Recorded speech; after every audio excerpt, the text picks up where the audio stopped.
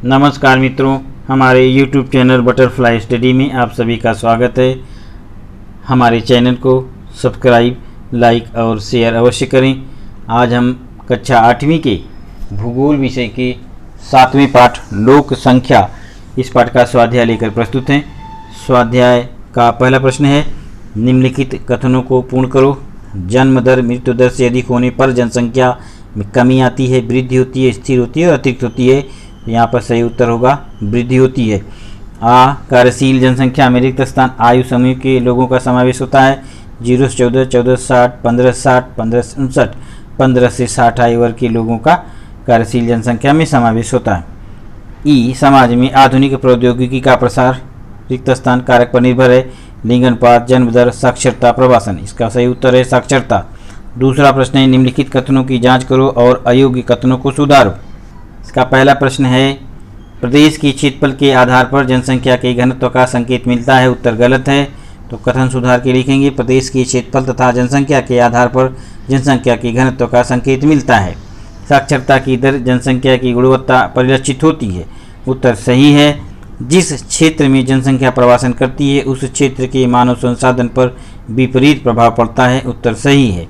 अधिक आर्थिक समृद्धि का अर्थ विकास है। उत्तर गलत है। सुधारित कथन इस प्रकार से, अधिक आर्थिक समृद्धि जनसंख्या का उच्च रहन सहन, जीवन की अधिक गुणवत्ता, समान अवसर की उपलब्धता और स्वतंत्रता का अर्थ विकास है। पांचवां, विकासशील देश का मानव विकास सूचकांक 1 होता है। उत्तर गलत। सुधारित कथन है, विकासशील देशों का मानव विकास सूचकांक 0.500 से लेकर 0.600 के बीच होता है। तीसरा प्रश्न है, संक्षेप में उत्तर लिखो। जनसंख्या के अध्ययन हेतु किन बिंदुओं पर ध्यान दिया जाता है? इसका उत्तर इस प्रकार है, जनसंख्या के अध्ययन हेतु निम्नलिखित बिंदुओं पर ध्यान दिया जाता है। पहला, लिंग अनुपात संरचना। जनसंख्या संरचना के अध्ययन में जनसंख्या के लिंगानुसार स्त्री पुरुष होने वाले वर्गीकरण पर विचार किया जाता है। आयु समूह संरचना। जनसंख्या संरचना के अध्ययन में आयु समूहों 15 वर्ष से कम, 15 से 59, 60 से अधिक के अनुसार होने वाली जनसंख्या के वर्गीकरण पर विचार किया जाता है। कार्यानुसार संरचना। जनसंख्या संरचना के अध्ययन में कार्यक्षमता, कार्यक्षम और अकार्यक्षम के अनुसार होने वाले जनसंख्या के वर्गीकरण पर विचार किया जाता है। निवास स्थान के अनुसार संरचना। निवास स्थान के आधार पर जनसंख्या का ग्रामीण और नगरीय जनसंख्या में वर्गीकरण किया जाता है। जनसंख्या संरचना के अध्ययन में इस वर्गीकरण का विचार किया जाता है। पांचवां, साक्षरता के अनुसार संरचना। साक्षरता के आधार पर जनसंख्या 2 वर्गों में वर्गीकृत की जा सकती है, साक्षर और निरक्षर। जनसंख्या संरचना का अध्ययन करते समय इस वर्गीकरण पर भी विचार किया जाता है। जनसंख्या वितरण पर परिणाम करने वाले अनुकूल एवं प्रतिकूल कारकों की सूची बनाओ। हमारा उत्तर इस प्रकार से है, ये यहाँ पे अनुकूल कारकों की सूची दी गई है। जनसंख्या वितरण पर प्रभाव डालने वाले अनुकूल कारकों की सूची निम्नानुसार है। स्वच्छ हवा, पानी तथा सूर्य प्रकाश की पर्याप्त मात्रा में उपलब्धता, समतल भूभाग, उचित वर्षा एवं तापमान, उर्वर मृदा, खनिज संसाधनों की विपुलता, कारखानों का विकास, नगरीकरण, परिवहन सुविधाओं का विकास, बाजारों की उपलब्धता, राजनीतिक स्थिरता, अंतर्राष्ट्रीय शांति, अनुकूल राजनीतिक नीतियाँ, अनुकूल सामाजिक प्रचलन एवं परंपराएं। अब है उसी के आगे जनसंख्या वितरण पर प्रभाव डालने वाले प्रतिकूल कारकों की सूची। तो जनसंख्या वितरण पर प्रभाव डालने वाले प्रतिकूल कारकों की सूची इस प्रकार से, स्वच्छ हवा, पानी तथा सूर्य प्रकाश की उपलब्धता, पर्वतीय प्रदेश तथा दुर्गम प्रदेश, तापमान और वर्षा की कमी अथवा अधिकता, अनुपजाऊ मिट्टी, खनिज संसाधनों की कमी, कारकों का अपर्याप्त विकास, अपर्याप्त नगरीकरण, परिवहन की सुविधाओं का अभाव, बाजारों की अनुपलब्धता, राजनीतिक अस्थिरता, अंतर्राष्ट्रीय अशांति अथवा युद्ध, प्रतिकूल राजनीतिक नीतियाँ, प्रतिकूल सामाजिक प्रचलन परंपराएं। जिन प्रदेशों का घनत्व अधिक है उन्हें किन समस्याओं का सामना करना पड़ता होगा? जिन प्रदेशों में जनसंख्या का घनत्व अधिक है वहाँ पर संसाधनों पर दबाव पड़ता है। पानी, भोजन, आवास, स्वास्थ्य, शिक्षा इत्यादि मूलभूत सुविधाओं पर दबाव पड़ता है। जिन प्रदेशों का लिंग अनुपात कम है उन्हें किन समस्याओं का सामना करना पड़ता है? लिंग अनुपात कम होने का असर जनसंख्या वृद्धि दर पर होती है। जिन प्रदेशों में लिंग अनुपात कम है और जनसंख्या कम है वहाँ पर जन्म दर कम हो जाता है और जनसंख्या तेजी से घट जाती है। भौगोलिक कारण लिखो। जनसंख्या एक महत्वपूर्ण संसाधन है।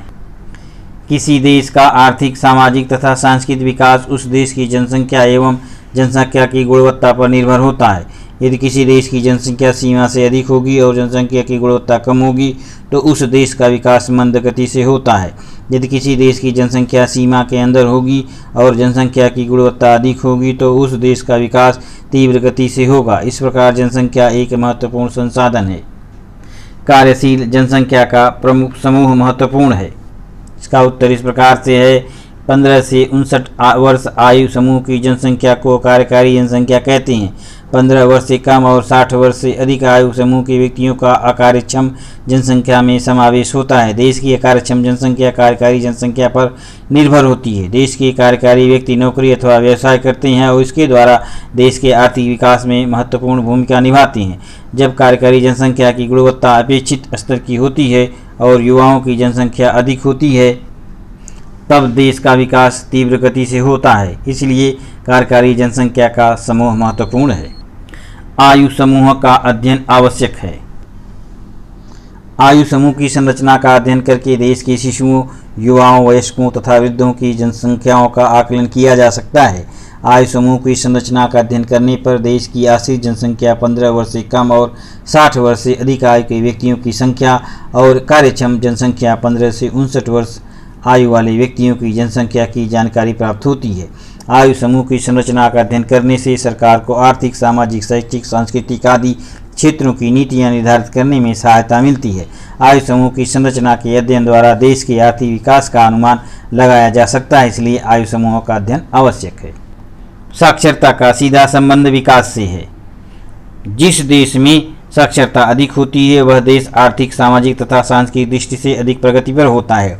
जिस देश में साक्षरता कम होती है वह देश आर्थिक, सामाजिक तथा सांस्कृतिक दृष्टि से अपेक्षाकृत कम विकसित होता है। साक्षरता का जीवन स्तर, जीवन की गुणवत्ता, उपलब्ध अवसर तथा स्वतंत्रता से प्रत्यक्ष अथवा अप्रत्यक्ष रूप से संबंध होता है। इस प्रकार साक्षरता का सीधा संबंध विकास से है। मानव विकास सूचकांक के द्वारा देश के नागरिकों की वास्तविक प्रगति ज्ञात होती है। मानव विकास सूचकांक निर्धारित करते समय आर्थिक स्तर, स्वास्थ्य और शिक्षा इन 3 संकेतकों पर विचार किया जाता है। देश की राष्ट्रीय आय, जीवन प्रत्याशा और साक्षरता के आधार पर देश के मानव विकास सूचकांक का मूल्य निर्धारित किया जाता है। मानव विकास सूचकांक देश के नागरिकों का जीवन स्तर, जीवन की गुणवत्ता, नागरिकों के लिए उपलब्ध अवसर, नागरिकों की स्वतंत्रता, सामाजिक कल्याण, लोगों की समस्याओं का समाधान आदि घटकों का सूचक है। इस प्रकार मानव विकास सूचकांक के द्वारा देश के नागरिकों की वास्तविक प्रगति ज्ञात होती है। टिप्पणी लिखो। लिंग अनुपात, आयु समूह संरचना, साक्षरता। पहला लिंग अनुपात है। किसी प्रदेश के प्रति 1000 पुरुषों पर स्त्रियों की संख्या को उस प्रदेश का लिंग अनुपात कहते हैं। लिंग अनुपात नीचे दिए गए सूत्र के द्वारा ज्ञात किया जाता है। लिंग अनुपात बराबर स्त्रियों की कुल संख्या बटे पुरुषों की कुल संख्या गुणे 1000। यदि प्रति 1000 पुरुषों की तुलना में स्त्रियों की संख्या अधिक होती है तो लिंग अनुपात अधिक होता है। इसके विपरीत यदि प्रति 1000 पुरुषों की तुलना में स्त्रियों की संख्या कम होती है तो लिंग अनुपात कम होता है। 2011 की जनगणना के अनुसार भारत में केरल राज्य का लिंग अनुपात 1984 था और सबसे अधिक था। 2011 की जनगणना के अनुसार महाराष्ट्र का लिंग अनुपात 929 था। लिंग अनुपात पर पुरुषों का उत्प्रवासन, स्त्रियों की जन्मदर आदि घटकों का प्रभाव पड़ता है। दूसरा है आयु समूह संरचना। आयु समूह संरचना के आधार पर किए जाने वाले जनसंख्या के वर्गीकरण को आयु समूह संरचना कहते हैं। आयु समूह संरचना का अध्ययन करने पर देश के शिशुओं, युवाओं, वयस्कों तथा वृद्धों की अलग अलग संख्याओं की जानकारी प्राप्त होती है। इसके अध्ययन से देश की आश्रित जनसंख्या, 15 वर्ष से कम आयु वाले लोगों की संख्या और 60 वर्ष से अधिक आयु वाले लोगों की संख्या और कार्यक्षम जनसंख्या 15 से 59 वर्ष के लोगों की संख्या की जानकारी प्राप्त होती है। आयु समूह संरचना विभिन्न नीतियां निर्धारित करने में सरकार की सहायता करती है। तीसरा है साक्षरता। इस पर टिप्पणी लिखना है।